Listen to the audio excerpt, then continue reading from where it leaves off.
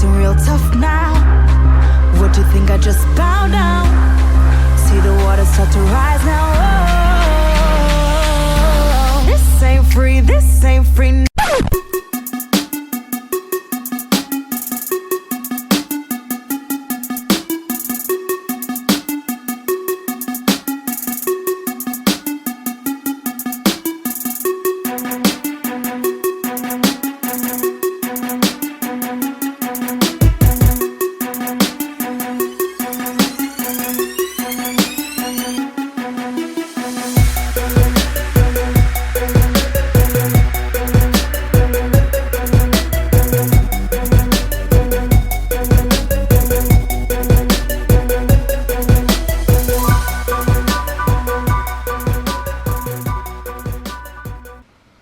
Bonjour à tous et bienvenue sur Big Boy Perche, toujours pour vous parler de mes techniques favorites au bord de l'eau et dans le domaine public.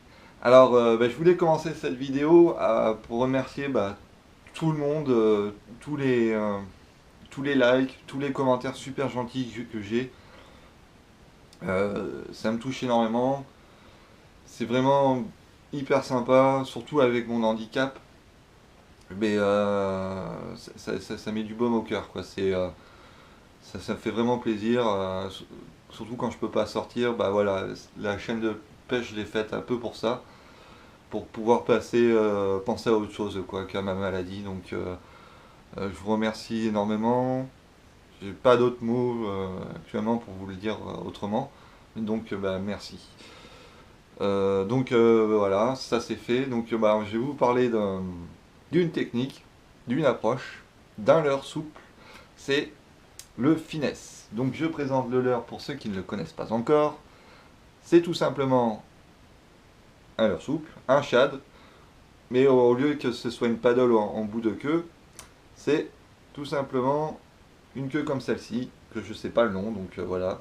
Alors quand elles sont en V, généralement c'est pour la pêche à la verticale, c'est plus pour les pêches à la verticale, ou alors comme celle-ci. Voilà, c'est les deux finitions qu'on peut retrouver chez les finesses, au niveau des queues. Voilà. Alors pourquoi le finesse? Parce que à mes yeux, c'est vraiment un leurre juste énorme dans les prises que j'ai pu faire. Au niveau des leurres souples, c'est avec ça que j'ai fait mes plus beaux poissons. Que ce soit au niveau black bass, perche ou cendre, mes plus beaux poissons, je les dois aux finesses. J'aime beaucoup ce leurre par rapport à sa polyvalence, c'est-à-dire que c'est un leurre super polyvalent par rapport à un shad classique.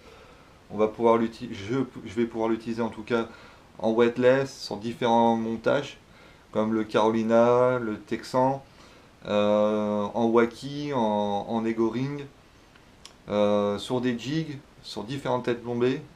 Et voilà, ce qui en fait à mes yeux vraiment un leurre super polyvalent. Et vu que je pêche du bord, j'essaye de me charger j'essaye de me charger un minimum en matériel.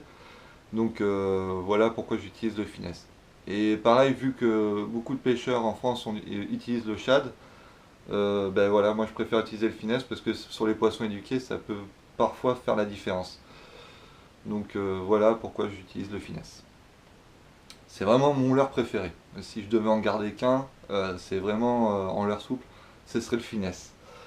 Alors, je l'aime tellement ce leurre que je vais faire plusieurs vidéos sur différents thèmes, sur différentes approches avec. Et aujourd'hui, en fait, je vais en parler comme technique avec, c'est la pêche à gratter. Alors, la pêche à gratter, comme son nom l'indique, c'est une pêche où on va gratter le fond, où on va vraiment racler, faire évoluer son leurre souple en collant un maximum au fond du plan d'eau, au fond, voilà. Donc au niveau matériel, j'utilise des têtes plombées rondes parce que ce qui offre un maximum, une meilleure présentation au fond de l'eau. Elles vont varier entre 7 et 10 grammes. Voilà, 7 et 10 grammes, je trouve que c'est un bon compromis. Au niveau de la canne, ça va être une canne assez résonante pour avoir un maximum d'informations. Il faut voir un peu la canne comme la canne d'un aveugle. En fait, elle va vous donner un maximum d'informations sur le fond et l'activité du poisson. Donc c'est pour ça qu'il faut une canne résonante qui vous donne un maximum d'informations dans votre main. Et au niveau du corps de ligne, ça va être de la tresse, parce que la tresse, en fait, pareil, C'est un matériau assez très raide, donc elle va vous donner pareil un maximum d'informations. La tresse que j'utilise en cordeline, ça va être entre 10 et 14 centièmes. Et toujours à bas de ligne, parce que la tresse n'aime pas les frottements et les contraintes, donc on est obligé d'utiliser un bas de ligne. C'est un bas de ligne de 2 mètres à peu près, qui va varier entre 25 et 30 centièmes. Voilà au niveau matériel ce que j'utilise. Donc, et cette fameuse tête plombée ronde. Pourquoi ronde? C'est-à-dire que quand le leurre va se poser au fond, il va se présenter comme ceci, plus ou moins perpendiculaire au fond. Ce qui va donner déjà il va être plus visible pour les carnassiers. Au lieu d'avoir un leurre posé au fond comme ceci, bah, là il va être un peu plus visible. Et aussi il va avoir plus de mouvement. Et il va donner la sensation en fait d'un petit poisson qui se nourrit au fond. Et au niveau de l'animation, bah, moi c'est pas compliqué. Là, 90% de mon animation quand le leurre touche le fond, c'est tout simplement de le faire glisser le plus collé à la surface, comme un petit poisson qui se nourrit. De temps en temps je vais faire des pauses, de temps en temps je vais faire quelques bonds avec mon leurre, mais 90% de l'animation va vraiment être de le faire racler au fond de l'eau. Donc voilà, c'est vraiment l'animation de base, c'est gratter, d'où le nom de pêche à gratter. Pareil, c'est une technique qui va être super intéressante dans toutes les saisons. C'est-à-dire qu'en hiver, ça va être intéressant parce que on va présenter un leurre au fond et les poissons auront tendance à être au fond du plan d'eau, voilà, tout simplement parce qu'ils n'aiment pas les changements thermiques et le fond d'un plan d'eau, en fait, c'est où les températures seront les plus constantes. Les températures seront les plus constantes et où l'eau sera le plus chaude. Donc voilà pourquoi les carnassiers, généralement, on les retrouve au fond des plans d'eau. Et en été, ben, c'est l'inverse, c'est-à-dire qu'on va retrouver les poissons qui vont rechercher une certaine fraîcheur au fond de l'eau, surtout en période de canicule. Et que ce soit en hiver comme en été, c'est aussi intéressant, c'est parce qu'on va pouvoir rechercher les poissons qui sont inactifs, qui sont en période de repos. Parce que j'ai pu remarquer que tout au long de l'année, les gros cendres et les grosses perches auront tendance en période de repos à se poser carrément sur le fond. Donc ça va être l'une des rares techniques en fait où on va pouvoir leur présenter à leur niveau un leurre, avec la technique de la pêche à gratter.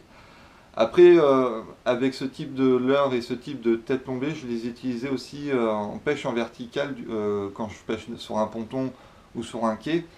Mais là, je vais faire du bottom tapping, c'est-à-dire que je vais taper avec ma tête plombée le fond de l'eau. C'est-à-dire en donnant de plus ou moins des mouvements d'amplitude plus ou moins prononcés sur le même endroit en fait. Mon leurre va tout simplement monter et redescendre comme ceci. Voilà, avec des amplitudes plus ou moins importantes sur le mouvement. Et ce qui peut, avec un peu de chance, déclencher une attaque. Voilà. Donc j'espère avoir fait le tour et je vous ai donné l'envie d'essayer le finesse pour ceux qui n'ont jamais essayé. Comme je vous ai dit au départ, il y aura plusieurs vidéos sur différents types, mais là je voulais vous parler, c'est vraiment la pêche à gratter. Ah oui, j'ai oublié aussi, cette pêche à gratter, mieux vaut l'utiliser aussi sur des zones où on connaît le fond, la structure du fond. Parce que vu qu'on va énormément faire travailler le leurre souple au fond, mieux vaut que ce soit un fond que vous connaissez, où il n'y a pas de souche, où il n'y a pas de branchage, où il n'y a pas de risque d'accro. Mieux vaut bien le connaître, utiliser sa technique sur des fonds que vous connaissez. Pareil, comme ça, la touche peut ne pas être forcément très franche. Donc c'est pareil, comme ça, si vous avez un doute, vous pouvez ferrer tranquillement sans que vous accrochiez votre leurre dans une souche ou dans un bloc de béton. Donc c'est pour ça, pareil, moi quand j'anime le fond et que je sens une différence, c'est-à-dire une lourdeur ou que ça, j'ai pas la même sensation que d'habitude, dans le doute je ferre. Voilà, parce que les attaques ne sont pas forcément très franches. Elles peuvent être franches, comme avoir la sensation de ramener une feuille, quoi, quelque chose de lourd.